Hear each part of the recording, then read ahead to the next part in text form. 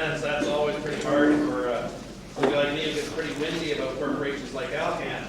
But I've been directly involved in the Kemano 2 project for the last 15 years, particularly since 1979 when Alcan unilaterally decided they were just going to turn off the tap in the Chaco and do what they damn well pleased with the water in it.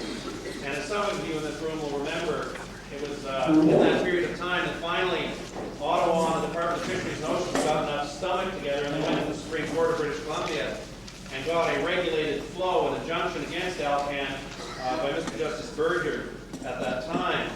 Now Alcan never really liked that very much. They always wanted a sweeter deal. So they went through a great deal of lobbying effort, and certainly in my years in Ottawa, I have rarely seen a corporation so intent on full court lobbying as Alcan is capable of doing, and they certainly seem to be still capable of doing it in Victoria and Ottawa almost regardless of who's there. What I'm going to do for about 5 or 10 minutes is just run quickly through some of the federal issues that I've been involved in, and if it strikes a chord with any of you, it's a good opportunity for you to just jot it down during the question period. We can expand on any of those things that you find particularly interesting. But I know a lot of you that are here this evening know a great deal about this project and about why people in the city of Vancouver and elsewhere should be heading to barricades to stand up for people like Marvin Charlie and the Chislata people, and also to stand up for a resource that will disappear if we let corporations like Alcan suck our rivers dry. I suppose the first big lie that came our way was in 1984 when our dear beloved former Prime Minister Brian Mulroney put in writing that he would support a full public inquiry into Kemano 2. And I think we all know that turned out for 9 years in a row to have been nothing more than a lie. By mid-1985, we started to see signs coming from Alcan, the kind of pressures that they were bringing to bear to keep studies that were done by professional scientists for whom we in this room pay their wages, that they were starting to be muzzled. Shitters wrote at that time to Ottawa. He was the Pat Shahoot of 1985, and he complained that Alcan was objecting to the publication of the task force research that had been completed by 1985.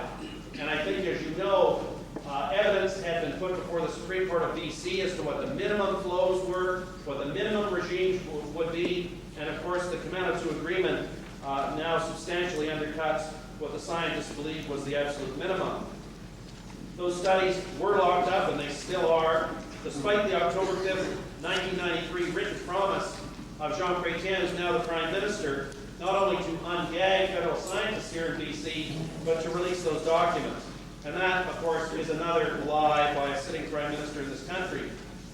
In 1986, the former member for Richmond, Tom Siddon, told fisheries personnel here in Vancouver that he would not accept their task force report on Kemano 2, and he ordered them to shut up or to get out. This is the kind of minister we were paying to administer our fisheries here in the Pacific region. Then in 1987, there was a famous Strangway 4-day meeting that many of you have heard about, and that 4-day meeting over chicken sandwiches and pizza gave Alcan all of the rights that they wanted. As I understand it, the scientists who were there were simply told, here's the flows that Alcan wants, you guys hang out in the room for a little while, you can bargain about who's going to pay for the pizza, but don't touch any of these rights that Alcan wants.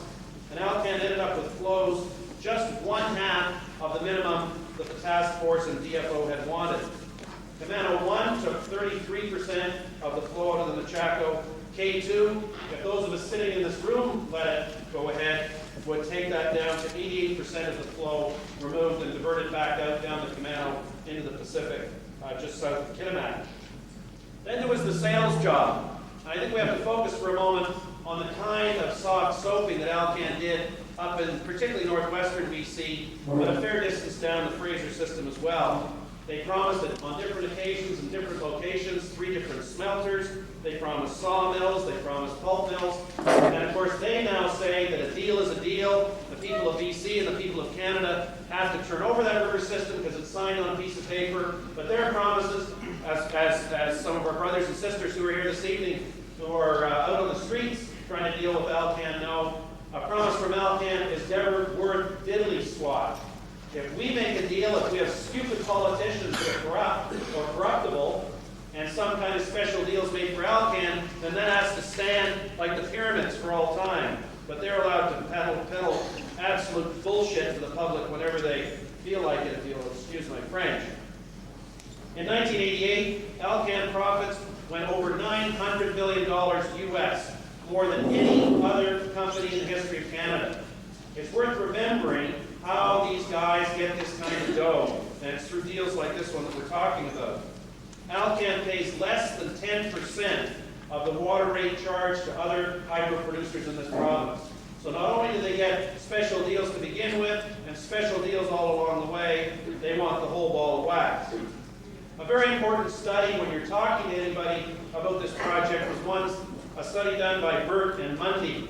They studied 81 regulated salmon rivers, mostly on the west coast of North America, and 32 of them they found directly comparable, or at least instructive, in terms of looking at the Kemano 2 project. And they found when you take more than 30% of the water out of any free-flowing system, you start getting into all kinds of negative characteristics and impacts on salmon. So keep in mind, Kemano 1 took more than a third of the water out of the Chaco. Kemano 2 would take 88%. And you don't have to be a rocket scientist or Bill Rich to know that that is the death knell for a river system. The project directly affects 20% of the salmon in the Fraser system, and there are estimates anywhere from $26 to $100 million a year in terms of impact on the fishery in the Fraser. Let me deal briefly with a famous exemption order, which just last June, right before I left the House, was tabled and was accepted by Parliament, that found that the actions that were taken to exempt the Kemano project from environmental assessment were illegal and unconstitutional. Now, any of us in this room know that if something's illegal and unconstitutional, and it was you or I that did it, you hear the click of the handcuffs in the night, you get the scuffle on the way to the car, it's downtown, slapped around a bit in front of the court, and off to the pokey. That's what happens if we do it. But what happens when an entire cabinet are involved? Kim Campbell was involved, Bernard Dalcour was involved, Jean Charest was involved, Mulroney was involved. It's the only project in the history of Canada exempted from environmental assessment by cabinet order. The only one. I mean, at some point, the stench of corruption has to get out to the public about this project. It stinks so badly that single reference. This is a committee of Parliament, the Joint Standing Committee on Regulations and Statutory Instruments. It's chaired by the Tories, chaired by the Liberals. They had complete control over it from the House and the Senate, and even their own people said the stench of this exemption is so strong, we have to report to the people of Canada that it was illegal and unconstitutional, and to this day, there is still no environmental assessment started at the federal level. The scientists are gagged, and the studies are hidden. And I think we have to ask ourselves, in a democracy, we have to stir ourselves once in a while. What's going on when you got a government that hides the studies, gags the scientists? What's going on? We paid for those studies. We paid those scientists.